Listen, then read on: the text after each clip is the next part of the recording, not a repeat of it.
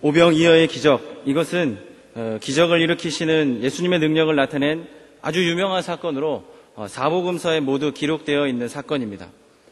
하나님의 아들 예수, 삼위일체 중 제2위 하나님이신 성자 예수님께는 남자 장정만 5,000명, 마태복음 14장에는 여자와 아이 외에 5,000명이라고 이렇게 기록하고 있습니다. 그러니 실제로는 5,000명보다 훨씬 더 많은 사람의 배를 채우는데 떡 5개와 물고기 2마리면 충분했습니다. 그분의 무한한 능력이 적은 음식에 역사하여 수많은 사람들이 먹기에 충분한 것이 되었기 때문입니다. 우리는 이 하나님의 아들 예수, 전능하신 성자 하나님을 우리 인생의 구주로 모시고 사는 사람들입니다. 우리의 구주 예수님은 우리 인생을 친히 인도하시고 세밀하게 간섭하는 분이십니다. 무엇보다도 구원을 위해서 또 영원한 천국까지 우리 택자들의 걸음을 안전하게 견인하시기 위해서 섭리하시는 분이십니다. 때문에 그 주님을 잘 믿고 따르며 의지한다면 자연스럽게 오병이어의 기적과 같은 놀라운 주님의 역사가 우리 자신의 삶에도 나타날 것입니다. 2000년 전에 역사하셨던 주님의 무한한 능력을 또한 우리 매일의 삶에서도 체험하게 될 것입니다. 너희가 먹을 것을 주어라는 제목의 말씀을 통해서 우리 삶의 모든 필요를 채우시는 주님을 알고 그 주님을 위해 어떻게 살아야 하는지 깨닫는 시간이 되기를 바랍니다. 너희가 먹을 것을 주어라. 첫 번째로는 영적 필요를 위한 육신적 필요까지 모두 아시고 채우시는 주님입니다. 10절 말씀에 사도들이 돌아와 자기들의 모든 행한 것을 예수께 고한데 데리시고 따로 베세다라는 고을로 떠나가셨다고 했습니다. 누가복음 9장 1절부터 6절까지 말씀을 보면 예수께서 12 제자들에게 귀신을 제어하며 병 고치는 능력과 권세를 주시고 복음을 전하기 위해 보내시는 장면이 기록되어 있습니다. 주님의 능력을 힘입어 병을 고치고 또 복음 전하는 모든 일들을 마치고 돌아온 제자들이 지금 예수님께 사역의 결과를 보고했다는 것을 10절 말씀이 표현하고 있는 것입니다. 따로 떠나가셨다는 표현은 누가복음 5장 16절 말씀, 예수는 물러가사 한적한 곳에서 기도하시니라의 물러가사에서도 사용된 것으로 예수께서 무리와 헤어져 혼자 쉬며 기도하러 가시는 장면을 묘사할 때 쓰인 표현입니다. 예수님은 자신들의 사명을 마치고 돌아온 제자들에게도 휴식과 재충전의 기회를 주고 싶으셨습니다. 마가복음 6장 30절에서 31절은 이러한 예수님의 의도를 분명히 밝히고 있습니다. 이르시되 너희는 따로 한적한 곳에 와서 잠깐 쉬어라 하시니 이는 오고 가는 사람이 많아 음식 먹을 겨를도 없음이라. 이에 배를 타고 따로 한적한 곳으로 갈세. 하지만 병 고치는 기적의 소문을 들은 무리들은 예수님과 제자들에게 잠깐의 휴식도 허용하지 않았습니다. 무리가 알고 따라왔거늘 휴식을 취하러 간 한적한 빈 들까지 따라왔던 것입니다. 그런데 여러분, 예수님은 이들을 외면하거나 조금도 귀찮아하지 않고 영접하셨습니다. 그들의 필요를 채워주셨습니다. 예수께서 저희를 영접하사 하나님 나라의 일을 이야기하시며 병 고칠 자들은 고치시더라. 마가는 이 예수님의 따뜻한 마음, 자신을 찾아온 무리들을 향한 변함없는 사랑과 한없는 긍휼에 대해서 다음과 같이 기록하고 있습니다. 예수께서 나오사 큰 무리를 보시고 그 목자 없는 양 같음을 인하여 불쌍히 여기사 이에 여러 가지로 가르치시더라. 예수님은 참으로 요한복음 6장 37절에 기록된 자신의 말씀을 그대로 실천하셨습니다. 아버지께서 내게 주시는 자는 다 내게로 올 것이요 내게 오는 자는 내가 결코 내어 쫓지 아니하리라. 자신을 찾는 자라면 누구든지 언제 어느 때든지 따뜻이 맞아주시며 그들의 필요에 응답하시는 분, 수고하고 짐진 자들을 다 오라고 하시며 그 짐을 대신 져주시는 분, 그분이 바로 마음이 온유하고 겸손하신 우리 구주 예수님이신 것입니다. 다 함께 12절과 13절 말씀을 읽겠습니다. 시작. 날이 저물어가매 12사도가 나와 여짜오되 무리를 보내어 두루 마을과 촌으로 가서 유하며 먹을 것을 얻게 하소서. 우리가 있는 여기가 빈 들이니이다. 아멘. 날이 저물고 있었습니다. 이제 저녁을 걱정해야 될 때가 된 것입니다. 무리 중에 끼니를 해결할 만한 먹을 것이 없음을 염려한 제자들은 이 문제를 해결하기 위해 한 가지 방법을 예수님께 건의하였습니다. 모인 남자들은 성인 남자만 해도 5,000명이나 되고 지금 있는 곳은 도무지 먹을 것을 찾을 수 없는 빈 들이니 일단 사람들을 마을로 보내서 각자 먹을 것을 해결하고 돌아오게 하는 현실적인 해결책을 건의했던 것입니다. 그런데 이러한 건의를 들으신 예수님은 천만 뜻밖의 대답을 하셨습니다. 너희가 먹을 것을 주어라.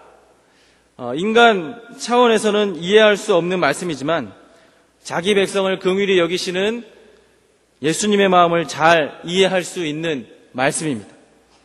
예수님을 만나기 위해 온 무리들, 말씀을 듣고 병고침을 받기 위해 먼 곳에서부터 찾아온 이들, 그래서 먹을 것을 미처 준비하지 못한 이들을 그냥 돌려보내지 말고 해결해 주자는 말씀입니다.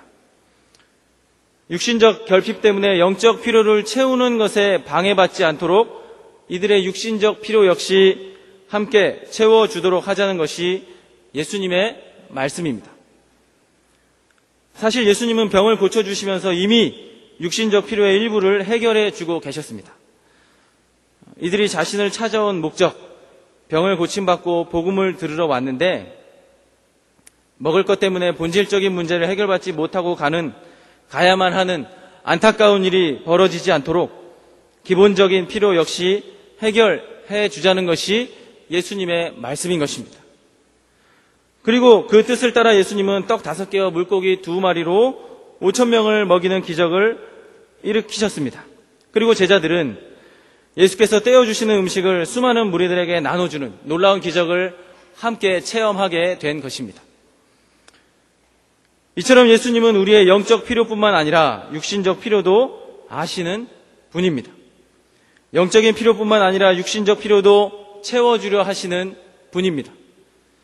말씀을 통해 은혜를 주시는 분, 말씀을 통해 영혼을 구원하시는 우리 구주 예수님은 또한 병도 고쳐주시고 먹을 것도 채워주시는 분입니다. 자신을 만나러 나오는 자들을 언제든 또 기꺼이 영접해 주실 뿐만 아니라 인생의 기본적 필요까지 생각하시고 만족시켜 주시는 분이 바로 예수님입니다. 혹시 육신적 결핍 때문에 가장 중요한 문제인 이 자신을 만나는 일에 지장이 없도록 정말 꼼꼼히 신경 써 주시는 분이 바로 예수님이신 것입니다. 그렇다면 그 주님을 따르는 우리는 무엇에 관심을 두어야 하겠습니까? 육신적 필요입니까? 아니면 영적 필요입니까?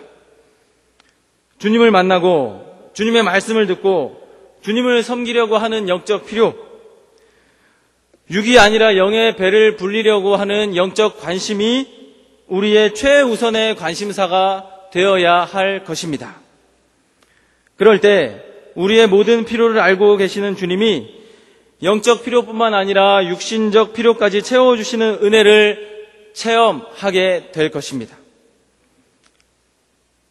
육신적 필요는 주님을 만나고 주님을 예배하고 주님을 섬기는 수단으로 당연히 주시는 것입니다. 영적 필요가 목적이요 육신적 필요는 수단입니다. 목적이신 예수님께 집중할 때 수단인 모든 필요를 따라오게 하십니다. 그러니 목적이신 예수님을 만나고 섬기는 일, 즉 교회 중심의 삶에 우선적 가치를 두고 살 때 부족함 없이 먹고 다 배부를 만큼 채워주시는 은혜, 말 그대로 영육간에 강건케 하시는 은혜를 체험하게 되는 것입니다. 주님을 만나러 온 무리들이 주의 말씀을 들으며 영적 필요를 채우고 주님 바라보느라 미처 챙기지 못했던 육신적 필요까지 전혀 뜻하지 않게 주님의 능력으로 다 채움 받았던 것처럼 말입니다. 주님과 교제하고 주님 섬기는 영적 필요, 교회 중심의 삶의 우선순위를 둘 때 그 주님을 섬기기 위한 모든 육신적 필요까지도 채워주시며 만족을 누리게 하시는 분이 바로 구주 예수님임을 믿고 영혼의 필요와 건강에 최우선적 가치를 두는 성도님들 되시기 바랍니다. 이 목적으로서의 예수, 그리고 수단으로서의 삶의 원리를 따라 삶으로 영육 간의 형통한 삶을 날마다 체험하는 경향의 성도님들이 되시기를 바랍니다. 너희가 먹을 것을 주어라. 두 번째로 불가능한 현실 속에서도 자신의 능력으로 친히 채워주시는 주님입니다.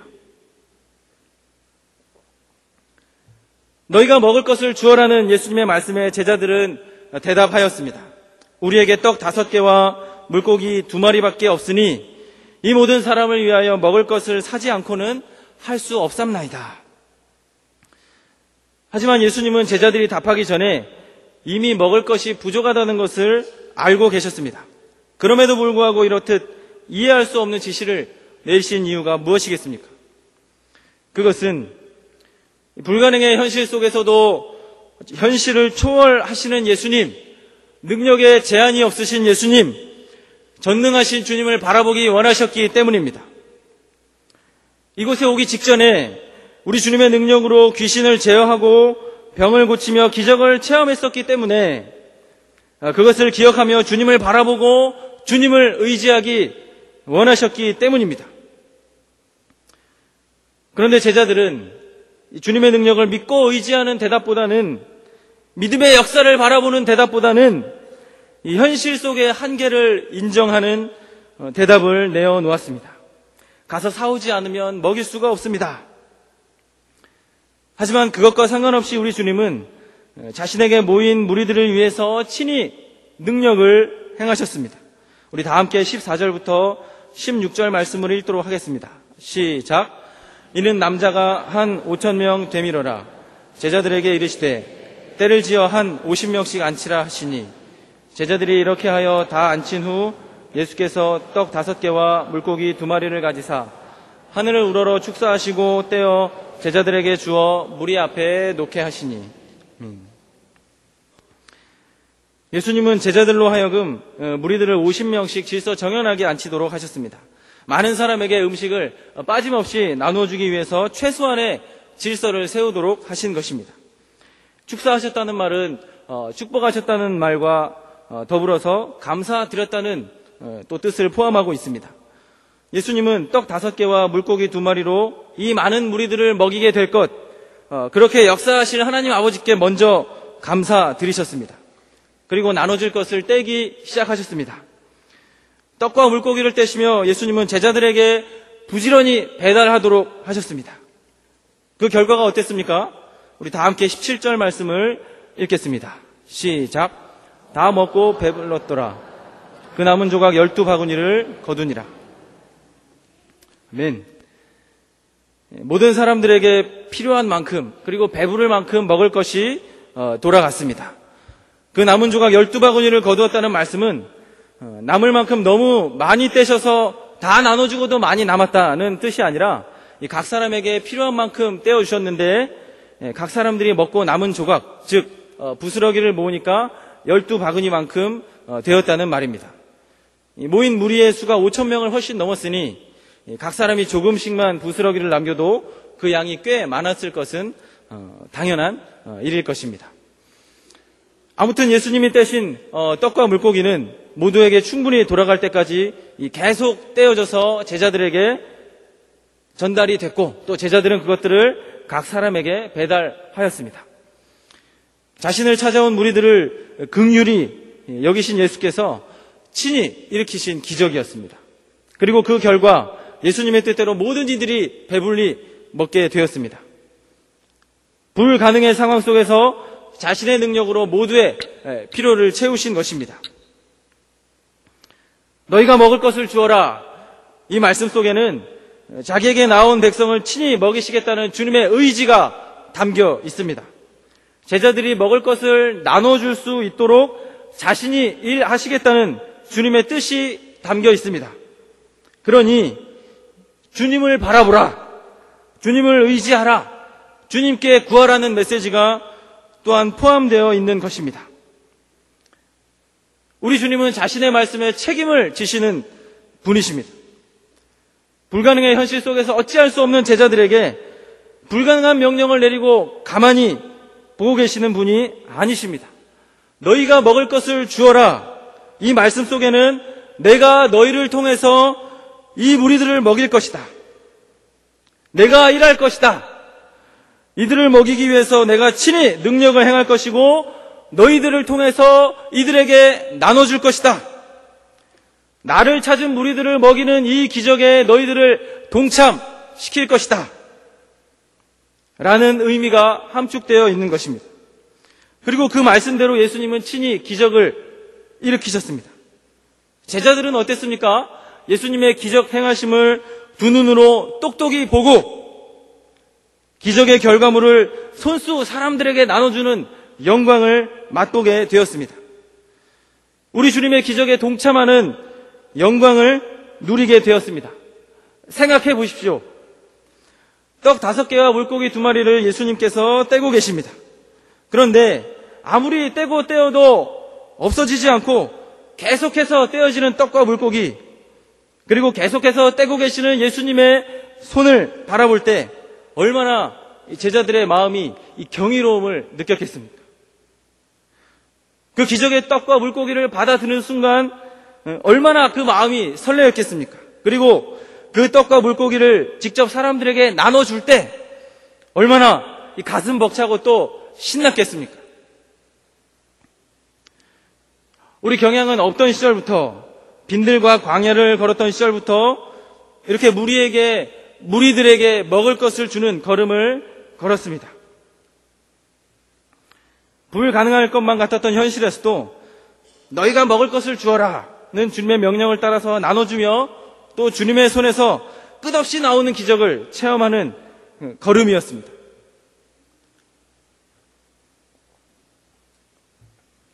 빚지고 살면서도 우리 주님께 지고 있는 복음의 빚, 생명의 빚, 영생의 빚을 잊을 수 없었기에 그렇게 할 수 있었습니다. 그렇게 교단의 교회와 신학교에 준 결과 오늘의 고려 교단을 일구게 되었습니다. 그렇게 선교지에 준 결과 세계 곳곳에 교회를 세우고 이 영적 갈급함에 헤매는 민족들을 영육으로 먹이기에 이르렀습니다. 그 사이에 이곳 경양교회당은 세계 선교의 센터로 우뚝 서게 되었습니다. 우리 선교사님들은 필요에 따라서 이 센터를 출입하며 재충전할 수 있게 되었습니다. 나눠주는 제자와 받는 무리들이 모두 배불리 먹었던 것처럼 나눠주는 우리와 받는 선교지가 모두 부욕해 되는 복을 받았습니다. 올여름에는 2분의 선교사님을 추가로 파송하여서 더 많이 먹이고 나누는 복을 받았습니다. 백수연 전사님은 제가 청년 때 같이 단기 선교를 간 적이 있습니다. 오늘 학교를 들어가기 전에 모여서 잠깐 기도하고 가자. 그래서 기도하려고 하는데 백수연 전사님 대표 기도를 해야 되는 때였습니다. 근데 눈물이 주체를 하지 못해서 기도를 못 하시는 거예요. 그 중에 유일한 당시 별님이었던 저는 이렇게 우리 백수연 전사님이 툭툭 치는 그것에 이제 눈치를 채고 제가 대신 기도를 한 적이 있었습니다. 그렇게 선교지의 영혼을 보면 눈물을 참지 못했던 전사님 결국 선교지로 파송을 받는 참 이런 영광을 누리게 됐습니다. 우리 정필호 목사님 저하고 우리 대학부 시절에 친구로 지내면서 지금까지 좋은 동역의 길을 걸어오고 있습니다.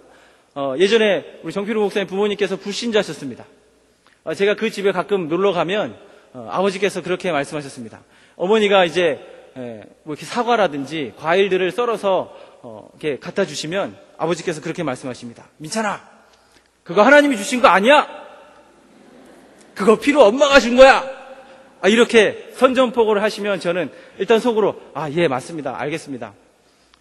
그리고 속으로 또 기도하는 것은 언젠가 하나님이 주셨다는 것을 알게 해주세요. 이렇게 기도하고 돌아오곤 했습니다. 그런데 지금 그 부모님께서 2분 다 교회 나오시고 특별히 특별한 사정이 없는 이상 모든 공예배를 참석하시고 세례를 받으시고 이제 선교사로 파송받은 아들을 위해 기도하는 그런 자리에까지 이르게 되었습니다. 할렐루야.